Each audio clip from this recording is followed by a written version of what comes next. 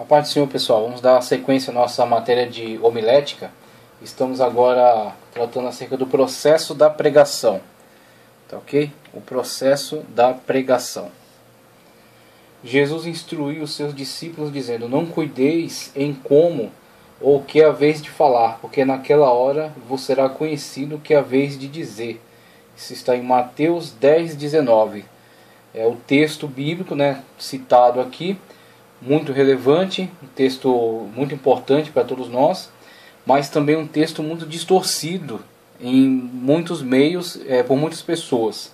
Infelizmente, um texto que tem sido mal utilizado e tem sido usado como pretexto para a falta de preparo, um pretexto para a falta de dedicação na obra de Deus, na hora de ministrar uma mensagem, de comunicar um ensino. Muitas pessoas que não têm se empenhado, não têm se dedicado, têm se estribado nesse texto, mas de uma forma equivocada, de uma forma distorcida. Essa distorção é que vamos tratar aqui. O texto está aí, ele de fato fala acerca desse amparo, essa providência de Deus em relação a um testemunho eficaz da sua palavra, um testemunho eficaz do cristão em relação à pessoa de Cristo. Mas existe contexto, existe situação, existe um momento ideal, um momento correto em que esse texto será verdade, e um outro momento em que ele será usado de forma distorcida. Então temos que distinguir qual é a aplicação que deve ser dada, a aplicação correta que deve ser dada a esse texto, tá certo? A situação correta em que ele de fato entrará em ação. Na era apostólica, esta foi uma excelente instrução para os pregadores, e o efeito foi eficaz. Entretanto, hoje em dia, algumas pessoas abusam desse ensino, recusando-se a estudar com o fim de ensinar e pregar, alegando que possuem tal inspiração. E aí é onde entra o uso manipulado desse texto como forma de desculpar uma falta de preparo. As pessoas que alegam ter esse tipo de inspiração e que por isso são dispensadas da dedicação, são dispensadas do devido preparo da mensagem que será entregue por meio de uma pregação avivalista, uma pregação evangelística, um ensino doutrinário.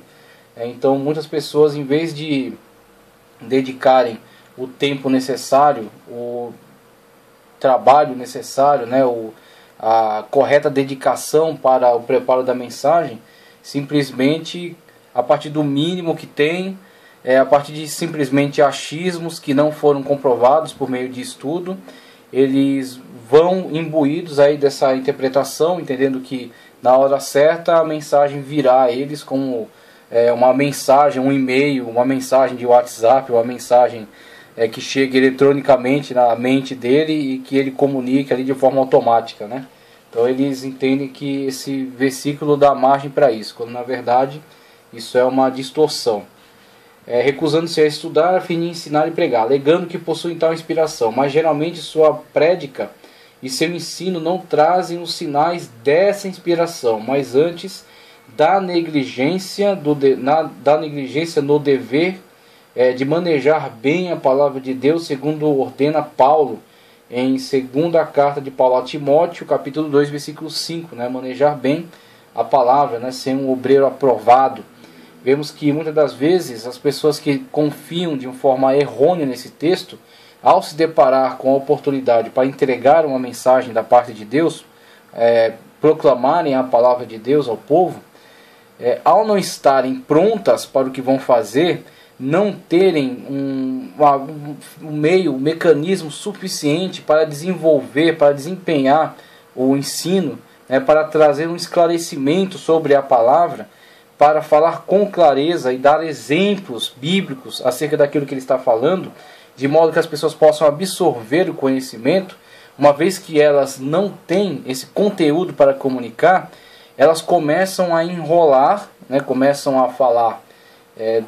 Uma coisa é atrelar um testemunho à palavra, um testemunho que vai contribuir com a palavra.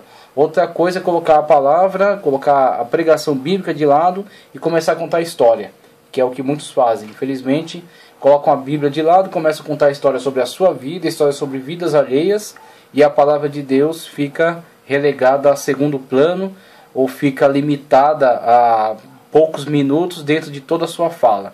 Então falam de coisas interessantes, falam de coisas engraçadas, falam da sua vida, falam da vida dos outros, mas não comunicam a palavra, né? E muitas das vezes fogem do tema, muitas das vezes começam por um tema, mas por não ter competência para desenvolver aquele tema, eles vão passeando por temas diversos, sem uma objetividade.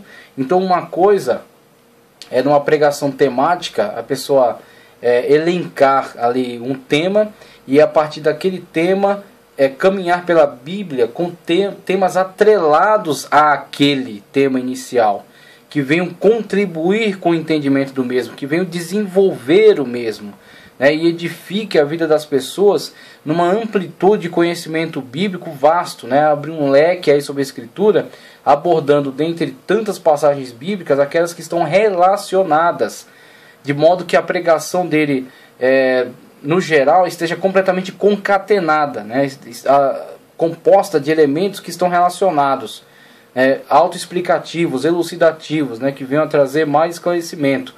Então isso é uma pregação feita a partir de uma dedicação, de um empenho, de um preparo anterior, para que quando surge a oportunidade possa ser então comunicado.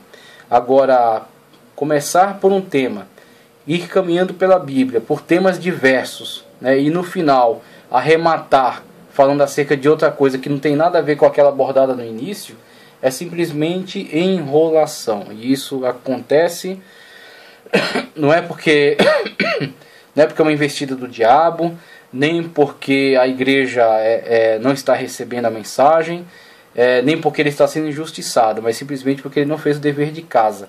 E muitas das vezes ele não fez o dever de casa porque está apoiado numa interpretação incorreta acerca desse texto bíblico. Ele pensa, quando eu abrir a minha boca, vai vir a mensagem, o Espírito Santo de Deus vai mandar um fax para a minha cabeça, e a mensagem vai aparecer claramente aí na hora, né, que eu for pregar, vai estar claro ali diante de mim, vai descer um rolo, né, vai abrir-se diante lá de mim, eu vou poder pregar baseado nessa revelação espiritual e instantânea, né, lê do engano. Então, quando Deus, muitas das vezes, a gente discutiu isso em algumas aulas, você se imbuiu de examinar, de estudar, de preparar um esboço e chega para pregar, e Deus muda a mensagem, Ele faz com que você enxergue claramente que a palavra tem que ser ministrada em outro tema, em outra mensagem, aquele tema que o tema qual Deus propôs no seu coração, certamente quando você partir para esse tema, o Espírito Santo de Deus já fez uma pesquisa dentro de você, já viu aquilo que você tem, que pode ser utilizado, que pode ser usado, que pode ser instrumentalizado, tá certo? Que pode ser ferramenta contributiva para esta mensagem, e ele vai usar dessas ferramentas para comunicar a mensagem através de você, através daquilo que está disponível dentro do seu coração, porque o Espírito de Deus fará lembrar. Então, o Espírito de Deus, ao tomar a pessoa, se responsabilizar pela comunicação da mensagem fora daquilo que ela havia preparado, o Espírito Santo de Deus se responsabilizará. E eu posso dizer isso com causa própria, né? Porque eu já passei por essa situação. Mas Deus, ele leva em consideração a dedicação, o empenho, o respeito, o temor que você tem pela obra dele. Então houve o preparo, houve o estudo, houve a dedicação, pesquisou-se temas, versículos, viu-se se estavam relacionados, e nessa prática, quando você age dessa forma, você está se preparando para diversas situações, para que você não seja surpreendido. Então, mesmo que haja uma alteração de tema, você sabe pesquisar, você sabe relacionar temas, você sabe utilizar-se de versículos diferenciados, você tem uma amplitude de conhecimento bíblico que possa ser ferramenta nas mãos de Deus, que possa ser ferramenta na mão do Espírito Santo de Deus. Então, esse tema que ele vai descrever aqui no próximo parágrafo, o que o pregador deve fazer antes de levantar-se para entregar a mensagem de Deus ao povo. Alguns sugerem que tudo o que ele precisa é tomar um versículo bíblico, lê-lo e explicá-lo. Mas como isso tem sido falho, o mensageiro de Deus, na escolha da mensagem, também deve considerar as circunstâncias das pessoas, preparar os materiais, falar com muita clareza para que o seu pensamento seja muito bem compreendido. É onde ele vai falar acerca da faísca criativa que pode resultar na labareda, né? No grande incêndio pentecostal, que é a mensagem pregada com ênfase, e a mensagem pregada com uma concatenação de ideias e com uma instrumentalização do Espírito Santo de Deus, trazendo inspiração ao pregador. Então o Espírito Santo de Deus traz a inspiração suficiente para que aquela mensagem seja pregada com ênfase, com autoridade, e para que seja comunicada com clareza. O pregador tem que também aperfeiçoar o seu instrumento de trabalho, que é a sua mensagem. Então o pregador que quer comunicar a mensagem tem que adquirir ferramentas, tem que adquirir instrumentos, tem que adquirir conhecimento bíblico, tem que adquirir conhecimentos teológicos para que possam contribuir no entendimento do conhecimento bíblico a ser proclamado, a ser pregado, né, a ser comunicado. Então, o conhecimento bíblico central que é associado, né, que é elucidado por algumas explicações de cunho histórico, de cunho arqueológico, hermenêutico, que podem aí trazer mais clareza à sua pregação. Então, são detalhes, não podem tomar lugar do principal. O principal é a comunicação do texto bíblico, inspirado, né, o texto bíblico impulsionado pelo Espírito Santo de Deus, pela inspiração do Santo Espírito de Deus. Mas ele pode ser corroborado por algumas ferramentas que são usadas para a explicação do mesmo, tá certo? Mas as ferramentas são notas de rodapé num texto maior. A partir do momento que elas começam a tomar o lugar do principal, há uma grave distorção e há um grande risco aí da mensagem não ser pregada com eficácia. É aquilo que a gente tem chamado aqui os pregadores almanaque, que se preocupam mais com as curiosidades do que com a proclamação do texto bíblico de fato. Então, falando acerca, aqui como a gente falou, da faísca criativa, ele vai trazer aqui, grande parte dos pregadores relatam que os seus sermões nascem num lampejo, como o riscar de uma faísca, que aqui chamamos de faísca criativa. Trata-se da percepção instantânea em que o pregador exclama: essa é a lição que eles precisam. Então, num momento, né, num instante, num insight, ele tem a sua atenção é chamada para aquele tema. E muitas das vezes essa experiência acontece durante a pregação de outros irmãos. Muitas vezes o irmão está pregando uma mensagem, o seu tema é tal, e durante a construção do entendimento sobre aquele tema, durante o desenvolvimento da mensagem, ele menciona alguns outros textos bíblicos que na sua mensagem são apenas elucidativos. E quando você está absorvendo aquela mensagem, aquele tema paralelo muitas das vezes chama a sua atenção e você pensa, se eu colocar essa elucidação que ele fez, se eu tomar ela como tema principal e usar estes textos para esclarecer, isso aqui pode ser uma mensagem poderosa da parte de Deus. E essa sensação é que é chamada aqui de faísca criativa. Então todos têm que estar muito atentos às diversas oportunidades em que o Espírito Santo de Deus te chama a atenção para um determinado tema. Durante a pregação de outras pessoas, tá certo? Durante a ministração de um ensino, durante o seu dia a dia, muitas das vezes o Espírito Santo de Deus traz uma meditação à sua cabeça. Muitas pessoas, em vez de dar lugar a ela, começam a pensar em tolices, bobagens, besteiras e acabam perdendo a grande oportunidade. Muitas vezes o Espírito Santo de Deus traz um tema à sua mente, você começa a refletir acerca dele e a partir daquele tema começa a desenvolver-se uma mensagem. Aí onde ele vai trazer o conselho aqui daqui a pouco, a que todas as pessoas que têm zelo pela obra de Deus, que querem comunicar uma mensagem, tenham sempre perto de si um pedaço de papel e uma caneta, um lápis, alguma coisa que você possa usar para naquela hora, quando vier a faísca criativa, você fazer o registro dela. Então você não vai conseguir esboçar toda ela naquele momento, mas você vai fazer um pequeno registro. Você fala, eu vou observar o versículo tal, capítulo tal, de tal livro, porque tem uma mensagem para desenvolver acerca do filho pródigo, tem uma mensagem para desenvolver acerca das guerras de Israel, tem uma mensagem para desenvolver acerca do arrebatamento. Deixa anotado, põe no bolso, quando chegar em casa você desenvolve. Então a partir dali, a partir daquela faísca criativa, pode vir uma grande mensagem que venha impactar vidas de uma forma extraordinária. É isso que o pregador tem que estar sempre atento nessas oportunidades que são dadas pelo Espírito Santo. Às vezes isso acontece momentos antes de iniciar a pregação. Pode ocorrer através da letra de uma música cantada no culto, testemunho de algum irmão, de alguma legenda vista na parede do templo, ou até mesmo de uma saudação feita por alguém no transcorrer do culto. Mas também pode ocorrer quando o pregador medita nas Escrituras, inclusive ler a Bíblia. A gente tratou disso na matéria de métodos de estudo da Bíblia. Ler a Bíblia, ou melhor, como colocamos lá, examinar, que é muito mais importante do que apenas ler. Você lê um catálogo, você lê um gibi, você lê uma revista de qualquer tipo. A Bíblia Sagrada você tem que examinar, ir até os detalhes, ir até as partes mais estruturais, né? Entender o texto, entender as palavras. Então examinar a Escritura sem um dicionário e sem um caderno com uma caneta ou um lápis ao lado, não é levar a sério o que se está fazendo. Então você está examinando as Escrituras, um dicionário. É importante ter um comentário bíblico? Sim, é importante, mas é mais importante você ir à fonte. O comentário bíblico necessariamente trará o ponto de vista do seu autor. Então você tem que tomar muito cuidado com os comentários. Você também não pode ficar adstrito, né? Você não pode ficar limitado a só um tipo de visão.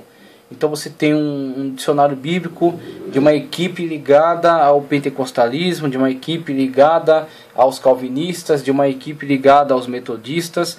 Então você tem uma editora que tem este cunho. Você tem que tomar muito cuidado com as editoras ligadas a seitas, porque elas vão comunicar aquela instrução, aquele comentário está imbuído daquela distorção daquela seita. Então você tem que rejeitar, ou se você vai examiná-los para analisá-los, né, para uma análise, uma refutação, um trabalho apologético, você tem que estar muito seguro primeiro você está firmado na sua fé, as razões da sua fé estão muito claras para você, você tem conhecimento bíblico suficiente, você tem conhecimento teológico suficiente para entender onde está a distorção, onde está o erro. Então quando você está seguro do seu entendimento, do seu estudo, então você pode partir para uma análise sobre coisas que estão distorcidas e assim ter a devida clareza para enxergar onde está a distorção. Senão você será também enganado, senão você será também ludibriado, porque essa seita geralmente tem muita capacidade em distorcer e em ludibriar as pessoas. Então o pregador precisa ter necessariamente, ao examinar as Escrituras, um dicionário da língua portuguesa, tá certo? Palavras que você não entende, para ser esclarecidas na hora, você não passar por cima, não parecer que entendeu, mas não entendeu, e quando usar mal a palavra e trazer vergonha, né, para você mesmo e para o Evangelho. Papel e caneta, para que quando um versículo te chamar a atenção, você registre-o e também registre o que te chamou a atenção naquele versículo. E a partir daquilo ali você examinar melhor para ver se aquilo é coerente e desenvolver uma mensagem a partir dali. A faísca criativa então foi respeitada. Você a partir dali começou a construir uma mensagem que pode ser desenvolvida e pode ser aplicada no momento certo. Aí veja, a pessoa que trabalha dessa forma, ela jamais poderá ser pega de surpresa, como a gente tem ouvido tantas vezes, em tantas igrejas, a gente passa, vai comunicar uma mensagem, às vezes o pastor convida alguém para uma saudação, e sabendo-se que a saudação necessariamente tem um tempo muito menor do que a mensagem, e aí tem uma variação entre as igrejas de 5 a 15 minutos entre algumas igrejas, né? Então entendo que um tempo coerente, um tempo razoável para uma saudação, entre 10 e 15 minutos, uma mensagem comunicada com brevidade, né? Tem que ser breve, tem que ser objetivo, direto para comunicar uma saudação à igreja. Então o pastor vai administrando essas oportunidades de louvor e de testemunhos e de saudação para manter a igreja num clima espiritual, para construir o momento em que a mensagem será entregue por meio da pregação, da proclamação, de uma forma mais extensa. Mas antes dela, há essas pequenas oportunidades da igreja louvar e entrar no clima espiritual, de haverem testemunhos edificantes, não testemunho, né? E nem testemunhos com minúcias de detalhes, falando acerca de coisas que são irrelevantes, mas testemunhos objetivos que exaltem o nome de Cristo e vão direto ao assunto, né? O milagre realizado, a bênção alcançada. Então testemunhos que instigam a fé do povo e que começam a tocar no coração daqueles que são descrentes, que estão ali visitando, para que tenham seus corações abertos para a mensagem que será comunicada. Dentre essas ferramentas também a saudação, que é uma comunicação da mensagem de forma objetiva e breve. Então temos aí a saudação, e muitas vezes na saudação, muitas vezes pessoas que são chamadas para uma saudação, aquela frase, como estava dizendo, né? Aquela frase que é ouvida em todas as igrejas: eu não estava preparado, eu fui pego de surpresa, não foi avisado. Mas quem disse que é para se avisar alguém que ele vai ter a oportunidade para a saudação? Muitas das vezes não se necessita nem avisar que a pessoa vai pregar. É assim, o mais recomendável para que a pessoa não seja constrangida. Mas não é que seja obrigação, né? A pessoa tem que ter de antemão uma palavra já, uma pregação já estruturada. A Bíblia de uma pessoa que prega, a Bíblia de uma pessoa que tem compromisso com Deus, uma pessoa que tem obrigações na igreja, que tem compromisso com o que está fazendo, é necessariamente uma Bíblia onde, se você folheá-la, encontrará alguns sermões esboçados, para que a pessoa, quando receber uma oportunidade para comunicar a mensagem, já tenha uma mensagem a comunicar. Tá, ok? É esperado. Cooperador é pastor presidente da convenção geral. Não é necessário, não é obrigatório uma comunicação anterior. É melhor que seja feito, né, para que não haja nenhum problema. Então, o pastor comunica: olha, você vai pregar hoje à noite, você vai pregar amanhã, né, você vai ter uma oportunidade para pregar. Então a pessoa, na verdade, vai escolher dentre os sermões que já estão prontos, né, não vai preparar um sermão a partir dali. Mas tudo bem, se não tiver, vai preparar. Agora, com relação à saudação, não há necessidade alguma de aviso, porque o crente já tem que ter uma palavra pronta para ministrar. Ele não está estudando a Bíblia, ele não está lendo em casa, ele não está orando em casa, clamando a Deus, pedindo inspiração. É de se esperar que esteja. E se está, então necessariamente não será pego de surpresa. Alguma coisa ele tem de boa para falar acerca do Senhor Jesus Cristo. Alguma mensagem ele tem para comunicar. É isso que é o esperado. Então o que acontece?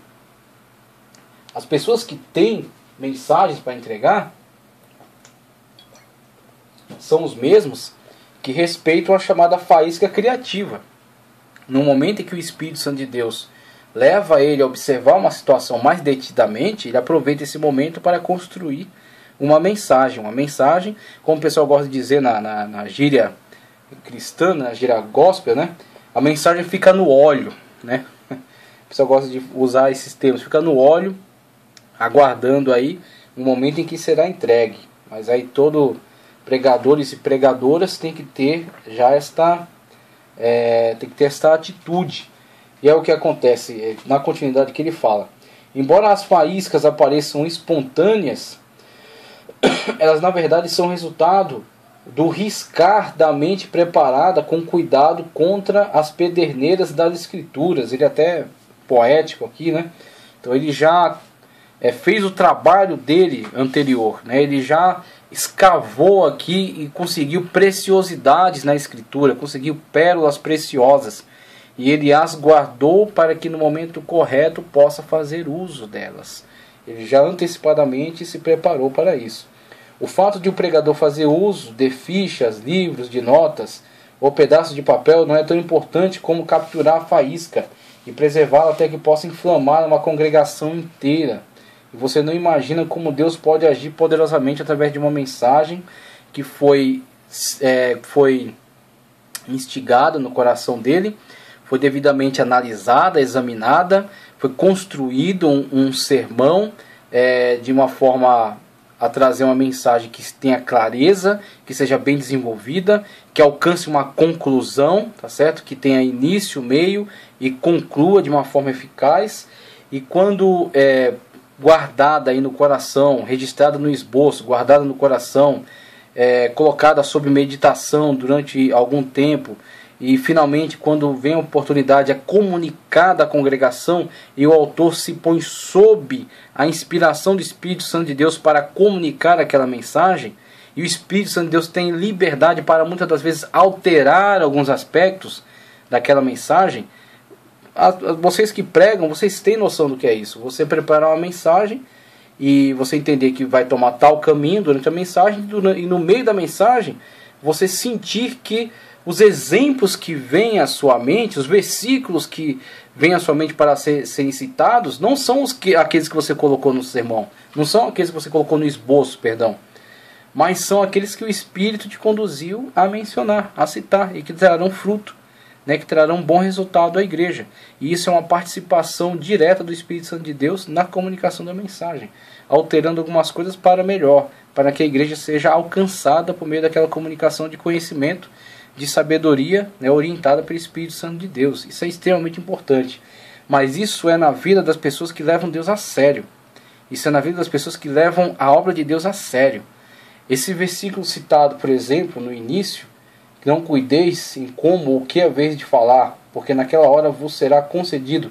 Se você ler o contexto, e tratamos disso na matéria de hermenêutica, quem tem um versículo não tem nenhum, como é um dito aí da hermenêutica, né? Você precisa se atentar ao contexto.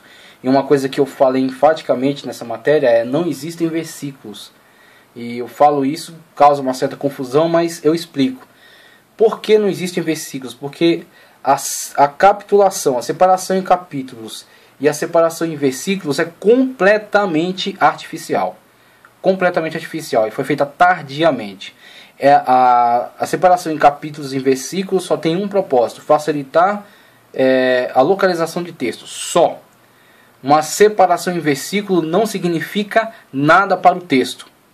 Para o texto. Era uma ferramenta que não se tem o Google para pesquisar um determinado tema. O fato do Google ser uma ferramenta de pesquisa não influi no tema. O tema que será pesquisado tem a ver com aquilo que os seus produtores, né, os seus editores colocaram lá. Então eles são responsáveis por aquele desenvolvimento daquele produto.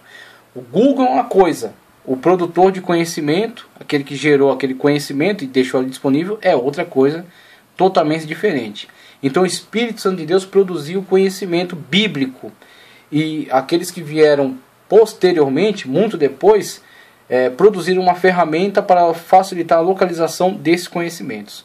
Então o versículo e o capítulo são ferramentas de localização só. Se aquele versículo está separado ali dentro daquele, artificialmente dentro daquela parte, né, começo e fim daquele versículo, aquilo não significa que aquele texto se encerre em si mesmo, que ele tenha um significado que seja autoexplicativo dentro de si mesmo, porque aquela divisão não existe para o texto. Então aquele versículo está dentro de um contexto. O contexto, sim, este é importante. E no contexto desse versículo temos a afirmação de Cristo, de que nós seremos levados diante de juízes, nós seremos levados diante de reis, seremos levados, denunciados, seremos julgados em algumas situações. E numa situação dessa, é cobrado do cristão de uma forma coercitiva, é cobrado dele de uma forma a tentar causar nele algum medo, algum terror, é cobrado dele que negue a Cristo, é cobrado dele que abandone a sua fé.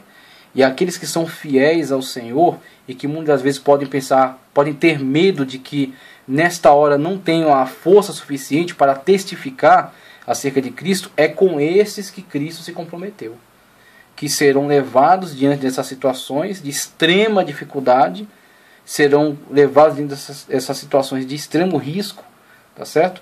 E que dentro da capacidade humana não poderiam atender essa demanda, não poderiam vencer essa batalha, tá certo? Não poderiam se sustentar diante de tais ameaças. E é com esses que Cristo se compromete. Não se preocupe. Se você se manter firme, se você se manter fiel, é o Senhor que vai colocar na tua boca, nessas horas, nessas situações, nesse contexto, é o Senhor que vai te dar as palavras certas, para que você dê testemunho acerca de Cristo, para que você confesse Ele diante dos homens e Ele confesse você diante do Pai e dos santos anjos.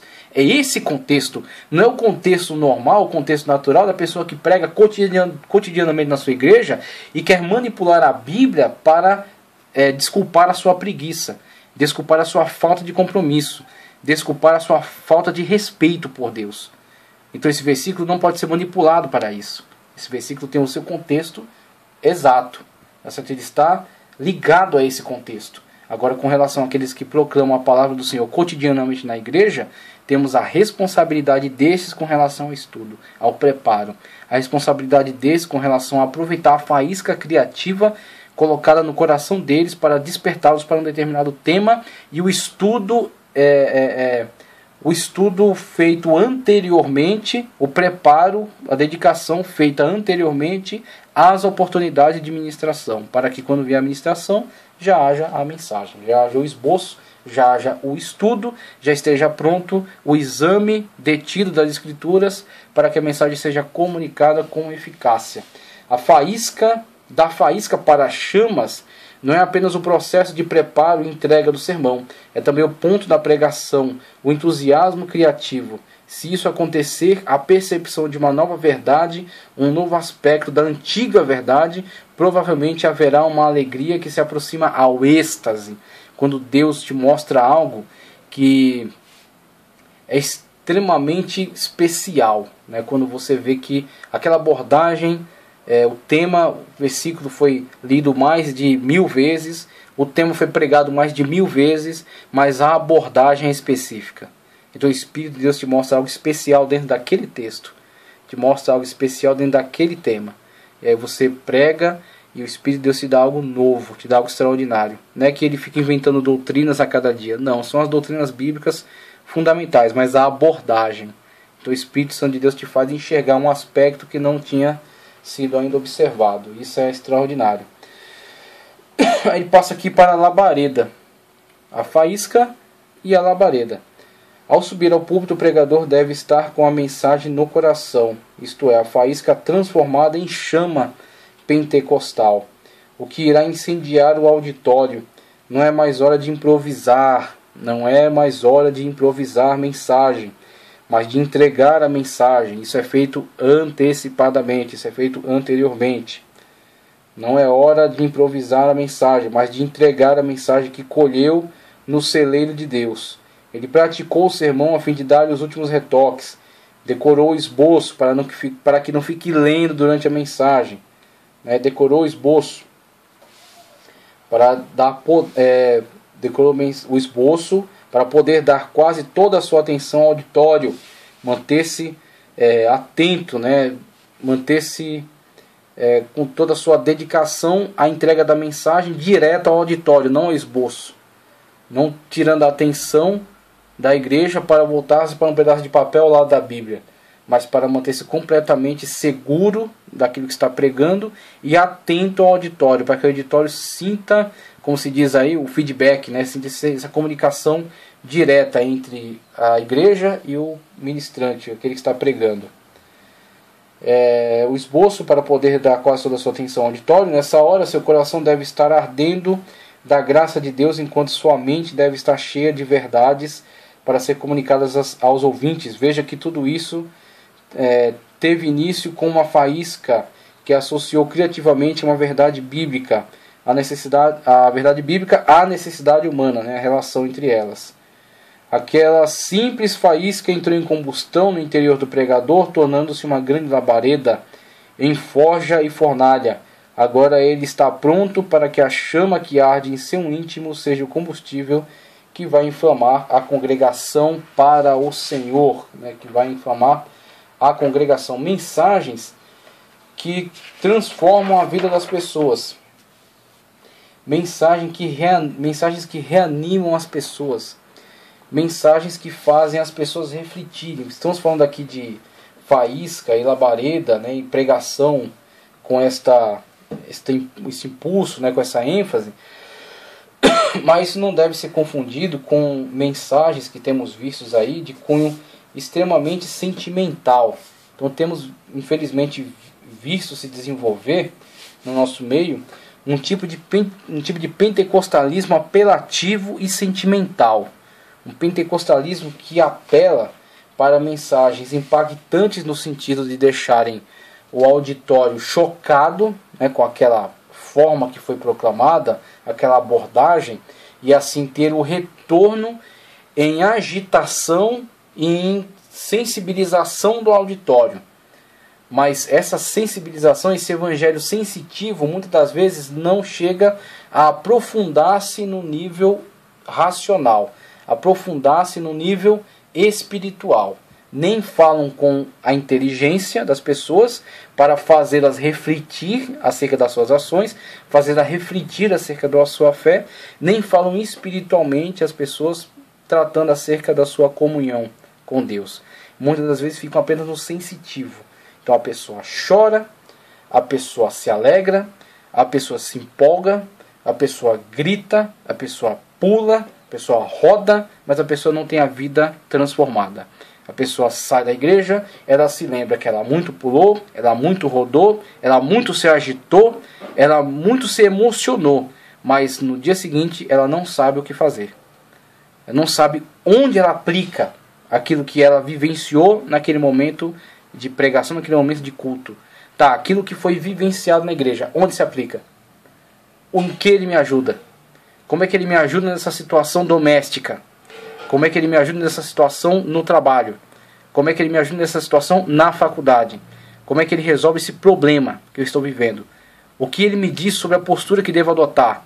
Então é um tipo de mensagem que ela só tem utilidade naquele contexto. Ela não extrapola aquele contexto e interage com a vida prática. Então é uma mensagem apenas sensitiva. Ela só mexe com áreas sentimentais. Faz a pessoa se emocionar, se arrepiar, faz a pessoa sentir algumas coisas, se empolgar, mas não traz sobre a vida da pessoa alguma mudança, alguma transformação, alguma melhoria, algum aperfeiçoamento. Jesus não estava preocupado tanto com quantidade, e sim com qualidade. Se estivesse preocupado com quantidade, ele multiplicou os pães a primeira vez, a multidão veio. Ele multiplicou a segunda vez, acumulou-se de pessoas. Na terceira vez ele teria multiplicado lasanha, porque de repente ia vir um contingente extraordinário. Ele poderia se colocar como líder deles e muitas das vezes fazer uma grande revolução. Nada disso é visto na atitude de Cristo Jesus. A primeira vez, multiplicação dos pães e peixes. Segunda vez. Na terceira vez, quando o povo contornou a margem do lago, se encontrou com Cristo do outro lado, ele ora para a multidão, vê que o propósito deles não é salvação, vê que o propósito deles não é serem alimentados pela palavra de Deus, mas encher a barriga. E aí Cristo, de uma forma muito séria, de uma forma muito ousada, a ousadia que só Ele tem e que nós temos que olhar para Ele, temos que adquirir dele, de uma forma muito ousada e muito comprometida com a verdade em Deus, Ele olha para o público e fala: vós não estáis atrás de salvação, mas atrás apenas de comer pão.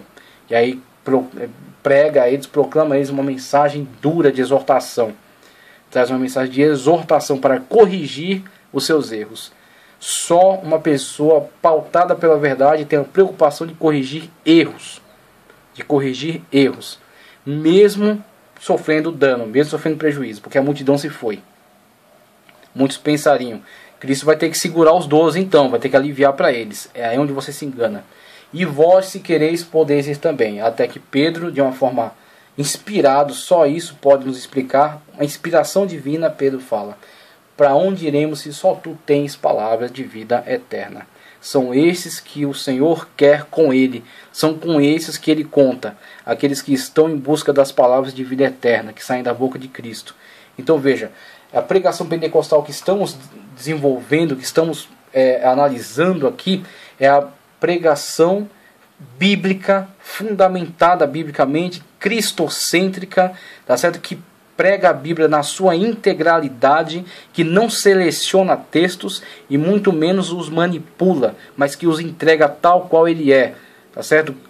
Quer gerando a consequência que gere, independentemente da resposta que terá, independentemente se trará empolgação ou se trará contrição, porque muitas das vezes a pregação eficaz, o resultado será contrição.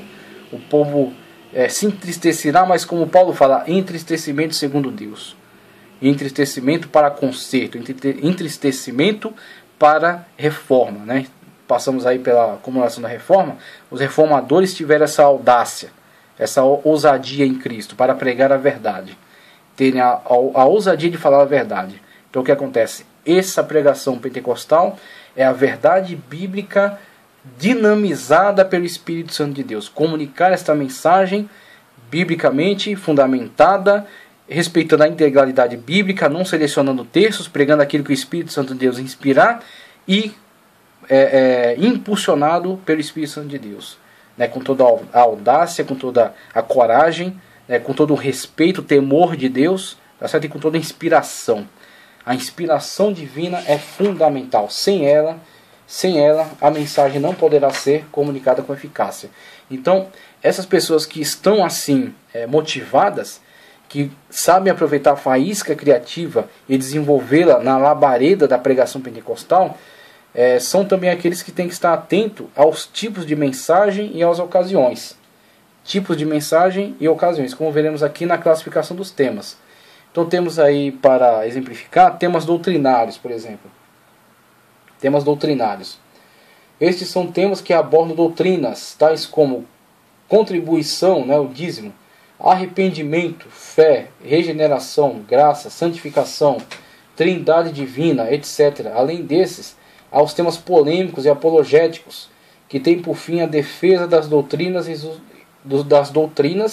e dos princípios evangélicos ou cristãos. Então temos aí, dentre os temas doutrinários, a gente menciona a carta de Paulo a Timóteo 3, versículo 1 ao 3, onde diz: conjuro-te, pois, diante de Deus e do Senhor Jesus Cristo, que há de julgar os vivos e os mortos na sua vinda e no seu reino, que pregues a palavra, instes a tempo e fora de tempo, redarguas. Às vezes o tempo vai ser favorável, às vezes não.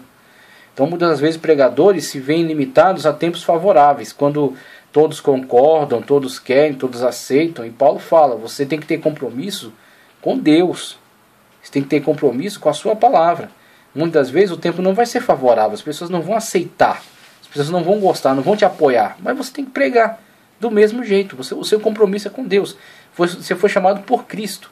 Então instes a tempo e fora de tempo, quando for favorável, e quando for desfavorável, continue pregando.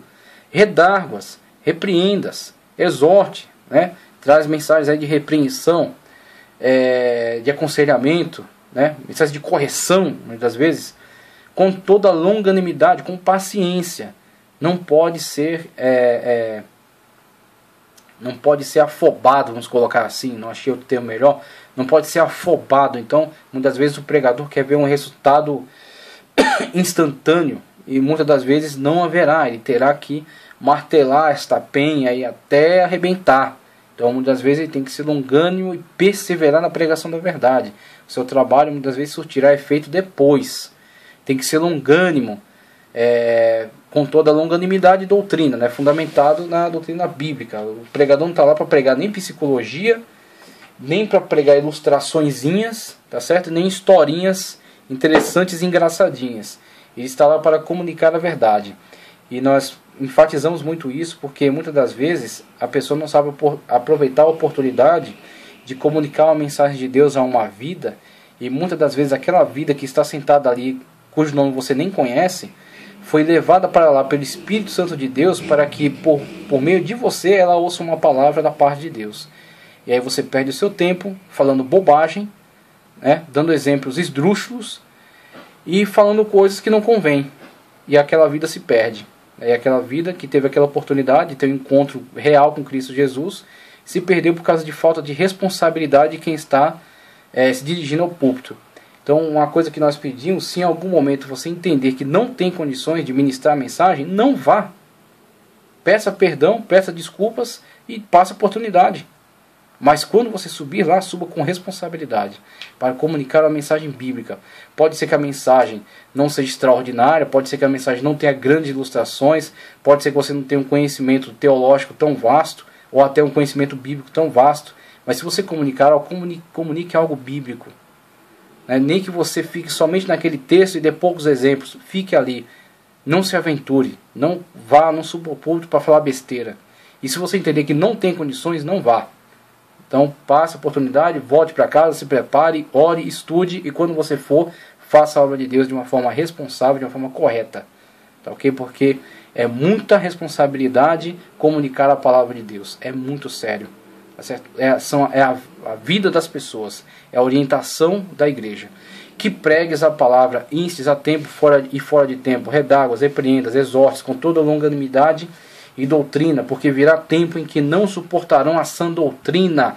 E estamos nesse tempo. Paulo via o tempo em que estamos vivendo. Não suportarão a sã doutrina.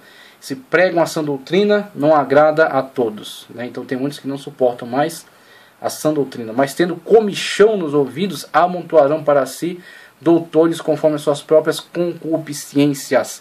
E aí eu digo para você, se você fizer uma pesquisa na internet buscando por teólogos que defendam tais e tais temas, você encontrará teólogos para defender o tema que você quiser.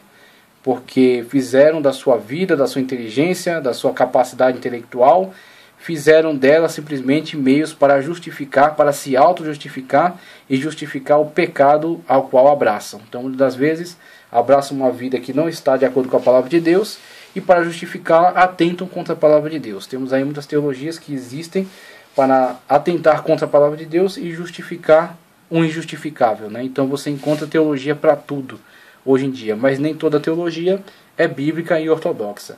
A pregação doutrinária, ortodoxa, fiel à palavra e sistemática, né, bem organizada, bem estruturada, é fundamental para a edificação da Igreja de Cristo. Então temos aí a obrigatoriedade da comunicação da doutrina, da verdade da palavra de Deus de uma forma sistemática, de uma forma clara e fundamentada biblicamente, tá ok? Então temas doutrinários, temas morais, esses são relacionados com a conduta, as virtudes e a vida cristã, quanto à sua conformidade com os padrões éticos do Evangelho e princípios ortodoxos aceitos pela Igreja. Ao pregar baseado nesse tema, o pregador não deve exagerar tanto a ponto de se tornar enfadonho. O povo sabe o que é moral e imoral. Sendo assim, para despertar um grande senso de moralidade em seus ouvintes, o pregador deve sempre apresentar uma alternativa, como por exemplo dizer que o Espírito Santo de Deus pode nos ajudar. Então ele está falando aí, a pessoa não deve bater na igreja. O que muitas pessoas gostam às vezes de falar, descer o cajado, as gírias, né, que o pessoal gosta de usar. E muitas das vezes, nesse viés aí de trazer essa pregação radicalmente moral, acaba se passando do ponto e sendo agressivo. E essa agressividade é que não é aconselhável, porque é a igreja de Cristo, é a noiva do Cordeiro. Então tem que ter temor de Deus e tem que ter respeito por aquilo que é de Deus. A igreja de Cristo. Nós somos administradores de bens alheios, a igreja não é nossa. O pregador não tem autoridade, Deus não lhe autorizou a magoar pessoas, a entristecer pessoas, a agredir pessoas, a usar exemplos pessoais para tripudiar em cima deles. O púlpito não é lugar de desabafo. Então você tem que comunicar a verdade em Cristo. E a verdade em Cristo também pode trazer uma exortação, também pode trazer um entristecimento, porque a pessoa está sendo confrontada com as verdades bíblicas. Mas veja, uma coisa é ela ser confrontada com uma verdade bíblica, outra coisa é ser confrontada com a sua opinião.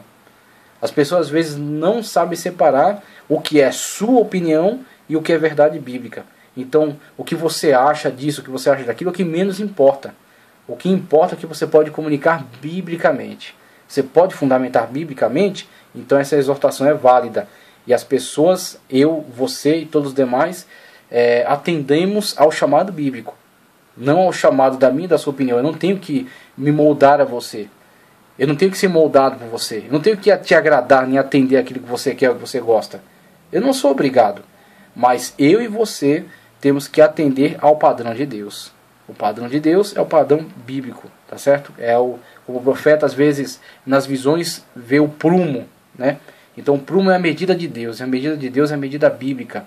E aí temos, Cristo é a verdade, eu sou o caminho, a verdade e a vida. Então a verdade de Cristo é a minha verdade, eu tenho que me pautar pela verdade de Cristo. A verdade de Cristo é amar o próximo, a verdade de Cristo é perdoar, a verdade de Cristo é ser perseguido, mas não desanimar. A verdade de Cristo é quando mentindo disserem alguma coisa contra mim, mas eu sou bem-aventurado. Agora, se disserem alguma coisa, algum mal de mim falando a verdade, é problema meu. Mas se disserem mentindo, eu sou bem-aventurado. Então veja, o padrão de Deus.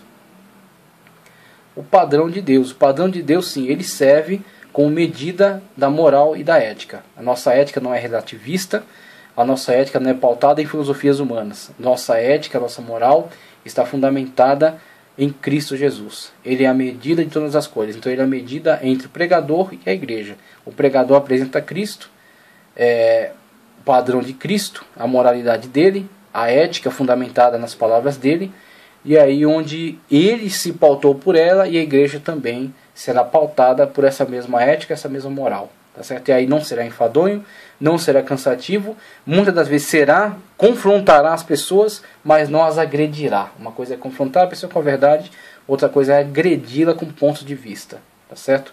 E com chacotas, né? Isso aí é terrível.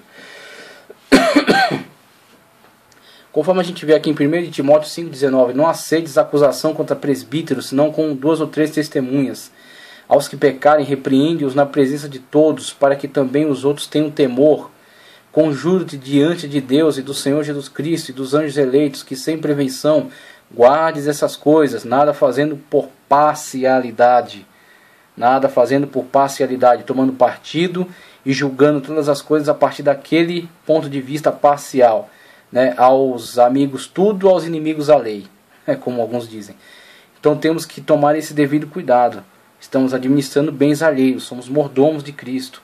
Não podemos tomar partido, ser parciais. Temos que sempre colocar a ética de Cristo acima de todos nós. Pautarmos a nós mesmos e aos demais pelo padrão de Cristo. Então temos que sempre estar atentos a isso. Por isso que eu trouxe esse texto aí, Paulo instruindo Timóteo sobre esses procedimentos com relação à moral e à ética. Levar isso com seriedade e tornar isso um padrão para todos. Não ter preferidos. Não ter grupinhos exclusivos. Não ter grupinhos que estão acima da lei. Até o presbitério também é encarado nessa perspectiva, dessa seriedade. Tá certo? Então Paulo enfatiza essa questão aí também nas suas cartas. O pregador não pode relativizar a ética e a moral. Seu padrão está na palavra de Deus. Ele deve pregá-lo sem hesitação, né? Sofrendo a consequência que sofrer, mas se mantendo dentro do padrão bíblico. Aí assuntos históricos a serem abordados também. Veja, a Bíblia está cheia de fatos históricos relacionados com ensinos doutrinários e morais. O pregador pode tirar grandes lições de vida nesses fatos. Os milagres produzidos por Deus, tanto no Antigo como no Novo Testamento, que ficaram registrados na Bíblia, são de grande importância em nossos discursos. E aí vemos um pregador extremamente usado por Deus, um grande referencial, o primeiro mártir da igreja, e que foi usado pelo Espírito Santo de Deus para trazer uma mensagem de cunho histórico. E essa mensagem de cunho histórico foi extremamente objetivo, foi extremamente eficaz. Agora, o resultado que gerou contra ele foi lesivo, né? Ele sofreu um prejuízo porque pregou a verdade. Ele foi martirizado. Só que a sua pregação foi eficaz. E diante de Cristo ele foi recebido com honras. Então, prejudicado diante dos homens, sim, mas diante de Cristo não, foi honrado. Então veja só a pregação de Estevão, quando estava no Sinédrio, discutindo aí com as lideranças judaicas. Homens de dura cerviz, incircuncisos de coração e ouvido, vós sempre resistis ao Espírito Santo, assim vós sois como vossos pais. A qual dos profetas não perseguiram vossos pais, até matar os que anteriormente anunciaram a vinda do justo, né, de Cristo, do qual vós agora fostes traidores e homicidas, vós que recebestes a lei por ordenação dos anjos e não aguardastes, e ouvindo eles isto, enfureciam-se em seus corações e rangiam os dentes contra ele. Mas ele, estando cheio do Espírito Santo, fixando os olhos no céu, viu a glória de Deus, e Jesus que estava à direita de Deus, e disse: Eis que vejo os céus abertos, e o Filho do homem que está em pé, à mão direita de Deus. Mas eles gritaram com grande voz, taparam seus ouvidos e arremeteram unânimes contra ele, expulsando-o da cidade, o apedrejavam, e as testemunhas depuseram suas capas aos pés de um jovem chamado Saulo, que futuramente viria ele mesmo a ser uma testemunha da mesma mensagem, ser um trabalhador para o mesmo Cristo ao qual Estevão servia. A pregação histórica, ser ministrada com objetividade, pode impulsionar o povo a uma ação pautada nos exemplos e referenciais bíblicos. Aí vemos o que? Estevão, esse é apenas um trecho, é muito maior a pregação dele. Ele vem mencionando os patriarcas, os profetas, rei, salmista. Ele vem mencionando personagens históricos fundamentais para o judaísmo. E esses personagens históricos fazendo menção, e ele fazendo sempre a paráfrase em relação a essas menções históricas e a mensagem que ele estava comunicando. E a conclusão da mensagem é uma exortação contra eles acerca da sua insubordinação à revelação de Deus por meio de Cristo Jesus. Cristo foi plenamente anunciado, foi plenamente profetizado, ele veio e vocês o rejeitaram. Esta mensagem foi comunicada de forma muito direta, muito clara, não restou dúvidas, foi tão eficaz que essas pessoas que continuavam rejeitando a Cristo entenderam muito bem e atentaram contra ele. Mas a mensagem foi entregue. E aí temos que os temas históricos podem ser muito bem aplicados, só que tem que ter objetividade. Você não pode simplesmente citar a história por citar. No que ela se relaciona com as pessoas? Essa é a questão. No que ela se relaciona com um tema, com um ensino, com uma comunicação que possa ajudar a vida das pessoas. Então tem que ser comunicada de uma forma objetiva. Então não adianta citar por citar, só para mostrar que conhece. Você tem que citar objetivando algo que comunique um conhecimento válido à vida das pessoas. Algo que venha ajudá-las. Então olha, esse fato histórico aqui pode te ajudar a entender melhor acerca dessa perseguição, acerca de uma forma de resistir, acerca de uma forma de vencer. Veja como José venceu, José resistiu, José foi fiel a Deus. Veja como Deus o exaltou. E aí você vai relacionando fatos históricos, trazendo eles como referenciais e comunicando a igreja como exemplos. Exemplos a serem seguidos, tá certo? Então, temas históricos, temas biográficos, a gente parte para Hebreus 11, 21. Pela fé, Jacó, próximo da morte, abençoou cada um de seus filhos, dos filhos de José, e adorou encostado à ponta do seu bordão. Pela fé, José, pela fé, Moisés, né? Aí novamente pela fé, Moisés, já grande, recusou ser chamado filho da filha de Faraó. A pregação biográfica coloca a igreja em conexão com os personagens bíblicos e seus referenciais de fé e conduta. Então a pregação biográfica é a melhor forma, juntamente com a histórica, mencionando fatos históricos, relacionando com a igreja e comunicando uma verdade. Também a biográfica agora fecha, né, o leque, né, fecha o foco, né, sobre uma pessoa. Então o tema biográfico pega um contexto, um tema histórico pega um contexto histórico vivenciado e relaciona. Um tema biográfico pega um personagem e aí relaciona esse personagem como um referencial. Então temos aí o tema biográfico, próximo ao histórico, mas fechando o foco sobre uma determinada pessoa, né, e um importante referencial. Referencial positivo e referencial negativo também. Então a igreja sendo exortada, por exemplo, a não cair no mesmo pecado que caiu Davi, que caiu Salomão, né, o mesmo pecado aos quais outros personagens cometeram, que podem ser um alerta. Então temos referenciais positivos e negativos, mas ambos podem edificar a igreja. Então temos aí biográficos, experiências. 1 Coríntios 11, 21. Envergonhado o digo, como se nós fôssemos fracos, mas no que qualquer tem ousadia, com insensatez falo, também eu tenho ousadia. São hebreus, também eu. São israelitas, também eu. São descendentes de Abraão, também eu. São ministros de Cristo, falo como fora de mim, eu ainda mais. Em trabalhos, muito mais. Em açoites, mais do que eles. Em prisões, muito mais. Em perigo de morte, muitas vezes. As experiências pessoais, se usadas com a devida humildade e centradas no referencial bíblico, podem edificar a igreja. Aí onde a gente usou Paulo trazendo as suas credenciais do seu apostolado. Então, em algum momento, se de forma bastante humilde e muito relacionada a um texto bíblico fundamental, a experiência do pregador, né, e até narrativas de experiências de heróis, né, da igreja, do período bíblico que a gente entra na pregação biográfica, mas outros personagens importantes que também dão exemplo, podem ajudar a comunicar uma mensagem importante para a igreja.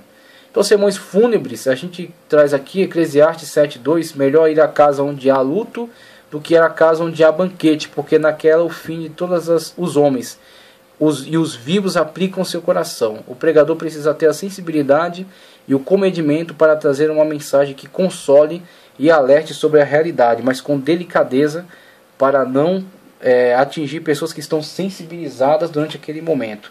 E também tendo o devido cuidado para não ser visto como alguém aproveitador, que simplesmente aproveita da sensibilidade das pessoas para tentar ganhá-las, né? Então tem que ter a comunicação com a sensibilidade devida, mas fundamentada biblicamente.